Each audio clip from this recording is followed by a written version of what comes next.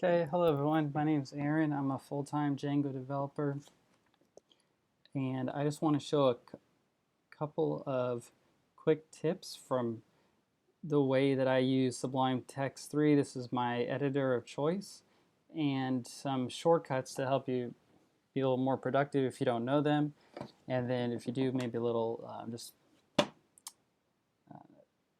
to, to basically show kind of like workflow and different types of things. Okay, so first off, the general file searching feature. So we're in forms here. I was looking for a particular Django form, but it's not in this app. So let me just go ahead and hit Command P, and I have my file search bar here. Go ahead and search for forms, and then I can go down. Maybe this is in this file, and I can jump to that file effectively. Okay, and then let's say that we actually just want to jump to a certain class that we have. We'll go ahead and hit Option and then Right to jump over to that class import. And then in Sublime Text 3, you can hit Option Command down once the cursor is over that class like this. So Option Command down, and I can actually jump to this class. This is a model class in here. So now my models file is huge, right? So I hit either Command down to go to the end. I got 400 lines of code in here searching this for something. So let me go ahead and hit Command R. This is going to bring up all classes and methods within this file. And so let's say that the name of the method, for example, I'm looking for is called Redis. Well, I go ahead and filter for all of my Redis methods here. And once I find the one that I want, go ahead and hit enter. Now I'm right to that method.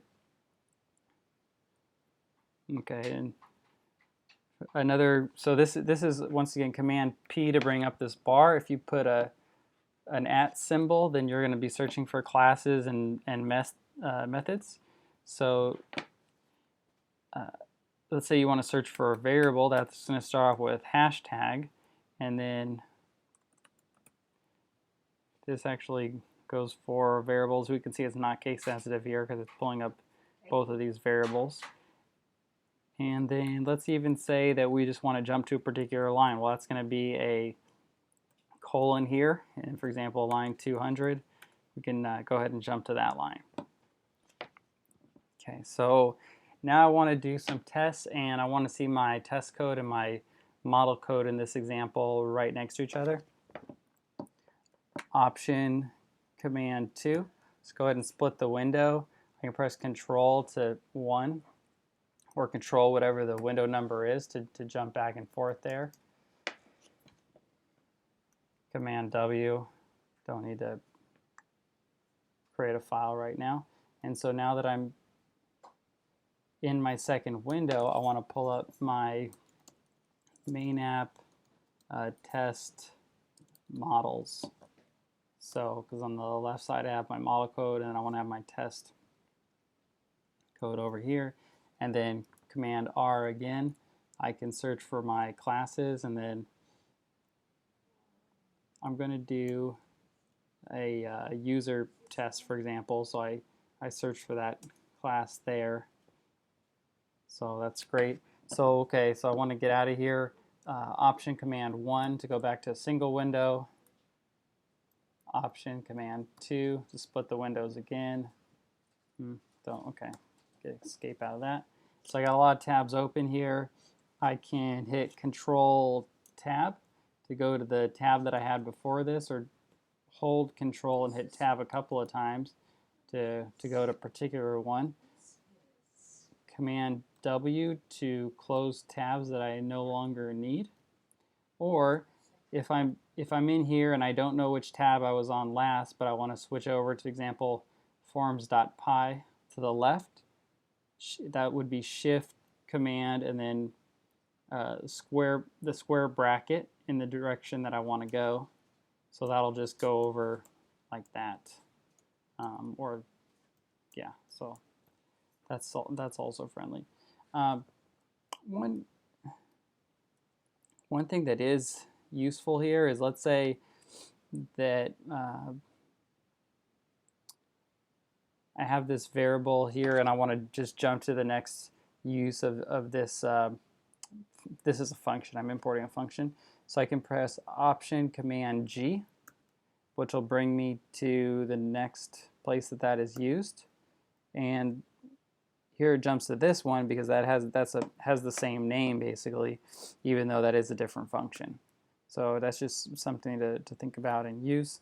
Same thing here with guest, for example. Command G, I'm just going through my guests there. If I want to command D, for example, just to copy or to highlight that whole word, and then if you want to copy it, whatever. Simple things that you probably know already is Command C. I don't need to highlight the whole line. I could just press Command C, and then it's going to let me do that. Just Command V to paste it then. And then if I want it, just Command X. If I don't need to highlight anything, just press Command X and then get rid of that. So undo, very simple. Command Z to go back, or Command Y to redo, right?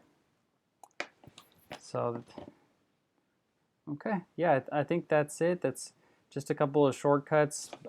Other very simple ones would be like find, replace. So if you want to find, replace all within a file, then you can press Option Command F, and then that'll find, replace within that file.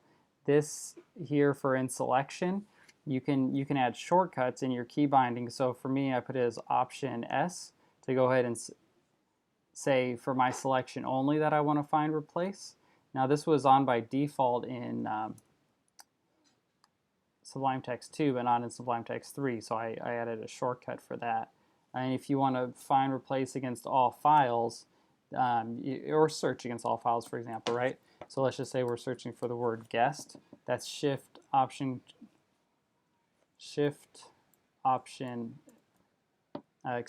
Command F to bring that up. This is what I want to go ahead and search for. So find this, and then it's going to return all instances of the word guest. And this is case sensitive, but you can go ahead and control that right here if you want to turn case sensitivity on and off.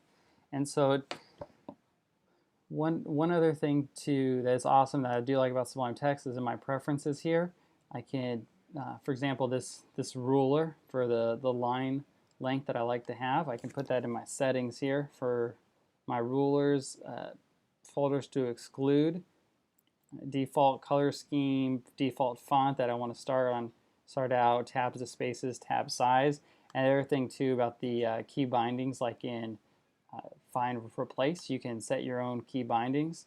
So Alt S is toggle in selection, and then also because there's no page up or page down for a Mac, so Alt up or Alt down, which is the same thing as Option up, Option down, in order to page up or page down, which is useful.